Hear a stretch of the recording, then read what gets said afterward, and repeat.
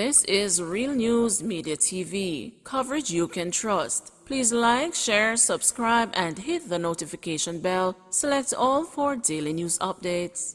Good morning, my Real News Media TV family. Thank you so much for tuning in this morning, and I'm wishing for everyone a wonderful and a productive day. And in the news this morning for January 2, 2023, Trelawney New Year's Eve crash victims identified. Police have identified the 3 people who lost their lives in a New Year's Eve car crash in Trelawney. 2 of the deceased are Trelawney residents, 22-year-old Latanian Mendez from Friendship and the 23-year-old Zidane Esson from Granville. The third person who died in the crash is 19-year-old Iration Williams from Cornwall Court in Montego Bay, St. James. The 2 men and a woman died from injuries sustained during a 3-vehicle collision on the Flamingo Main Road in the parish.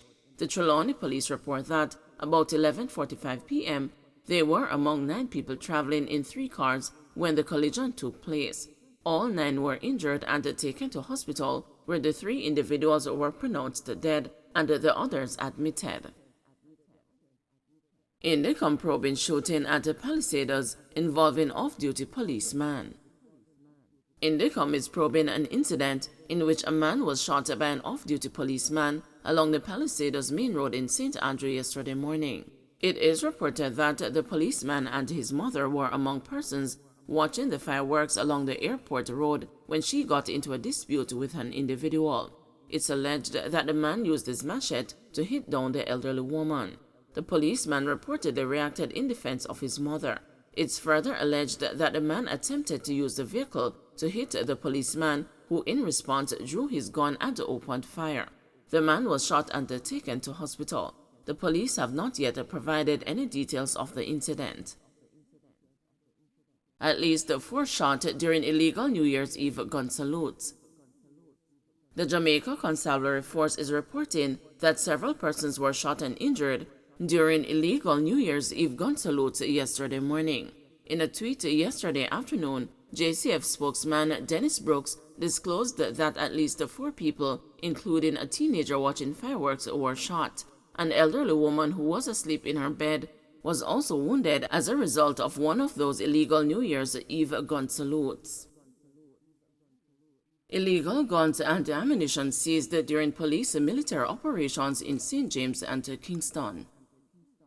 During a series of operations Saturday night into Sunday morning, members of the security forces seized 3 illegal guns and more than 80 rounds of ammunition.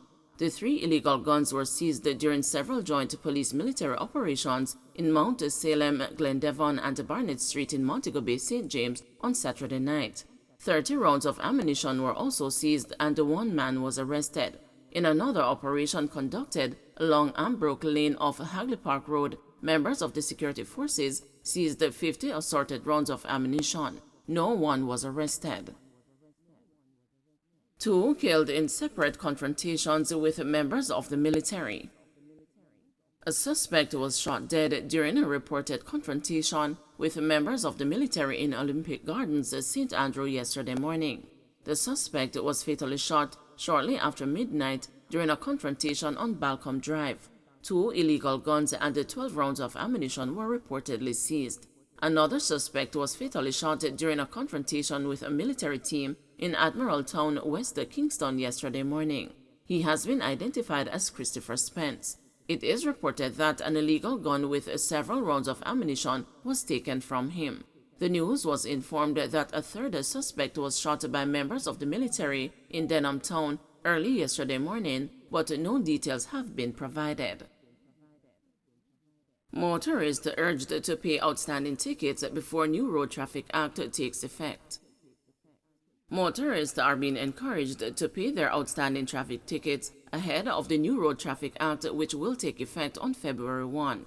Prime Minister Andrew Holness, during his New Year's Day address to the nation, said that the infractions are to be settled at the courts. In December, Cabinet had arrived at a decision that if motorists pay off their outstanding traffic tickets by the end of January 2023, demerit points will be expunged upon the implementation of the new act. This applies to tickets accrued after February 1, 2018. Holness said that the act will go a far way in bringing order to our roadways. To motorcyclists who he noted as both a significant cause and a victim of road crashes, the Prime Minister informed that come February 1 it will be mandatory that all riders and pillions wear a helmet and that motorbikes be sold with helmets. In the meantime, Holness disclosed that the capability of the police to issue electronic tickets will more than double with the arrival of e-ticketing devices in the next few weeks. Under this new system, warrants will be issued in a seamless and timely manner. Traffic violators will no longer be able to ignore tickets they have accumulated and continue to drive recklessly without consequences, Holness warned. Kingston East ends year in bloodshed as a trio killed after leaving party. If residents in Greenville, St. Andrew knew death awaited 3 men on Saturday night along the King River Main Road in Bull Bay, they would have prevented them from leaving a party in the district. The triple murder saw the Kingston Eastern Police Division signing off the year in bloodshed as a gunman ambushed 68-year-old Isaac Ashton, a mason of Taylorland in 9 Miles, Bull Bay, his son 39-year-old Alric Ashton, a construction worker of the said address, and a man who was yet to be formally identified up to Sunday, but who was known by the alias Nakoi. According to police reports, about 9:15 p.m., the men were traveling in a Toyota Starlet motorcar along the King River Main Road when gunmen opened gunfire at the vehicle, hitting all 3 occupants multiple times before escaping on foot in the area. The motorcar subsequently crashed into a wall. When the police were summoned, the scene was processed and the bodies were removed. On Sunday, neighbors expressed shock at the triple killing. Mr. Ashton was working on a house in the area and his son was also working on a house. Long time him a work up here and him treat we good, one resident told the news. Him build many houses up here, the resident said of the senior Ashton. It is a party he was leaving from the house he was building because the people came from foreign and they were keeping a party. Another resident described the Ashtons as good people. Mr. Ashton was a good man, a peaceful man. When the man get him pay, him come here and buy. Not call them regular taxi driver did I carry them down back. We hear the shot them and we never know say no clappers, another Greenville resident said, adding that the fact that it was New Year's Eve caused them to initially believe they were hearing firecrackers.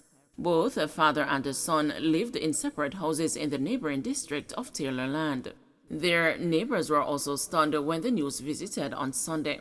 Mr. Ashton was a good neighbor. I live here from I was young, and I come see him here, and it is sad to know that he went like that and not being able to see the new year. He lived alone and his son lived nearby, one neighbor told the news. The murders capped a bloody 2022, in which the government struggled to keep the country's murder figures in check. Up to December 27, some 1,481 people had been murdered across the island, an increase of 1.2% year-on-year. More than a dozen additional homicides took place between then and the close of the year.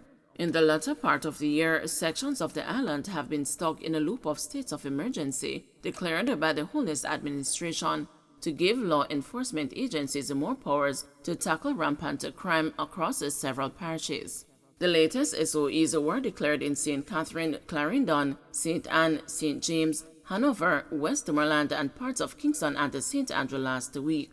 Next Tuesday, if the government fails to seek an extension and to win opposition support to have them extended in the House of Representatives, they will lapse. The measures remain contentious, as while the government and the security forces posit that they have proven to be the fastest and the most efficient way to turn back escalating murder trends in a short time, critics including human rights groups and the parliamentary opposition remain opposed to them. Concerns surrounding the potential violation of rights and the questions about the long-term effectiveness of such measures have been among the sticking points. Critics have also argued that the displacement of criminals caused in areas in which SOEs have been declared has frequently led to increases in crimes in neighboring jurisdictions, which begin to grapple with migrant criminals. The opposition has mooted the establishment of more zones of special operations with social intervention strategies to reduce crime in hotspots. Announcing the measures last Wednesday, Prime Minister Andrew Holness defended the latest declarations. We will use the SOEs when necessary. Criminals and the criminal masterminds should take no comfort that the time for declaration is short. We are and we will continue to use all lawful powers within our means to control crime and to save lives, he said. However, the opposition is gearing up to file a constitutional challenge to the government's increasing reliance on SOEs to stem runaway murders. We know that although constitutionally it says on the advice of the Commissioner of Police and the Chief of Defense Staff, we do know that these decisions are straight political decisions, and I think that the Prime Minister would have gotten legal advice against the approach he has taken, Donna Scott Motley, the opposition spokesperson on justice, said later last week. Don't forget to like, share, subscribe, and hit the notification bell. Select all for daily news updates.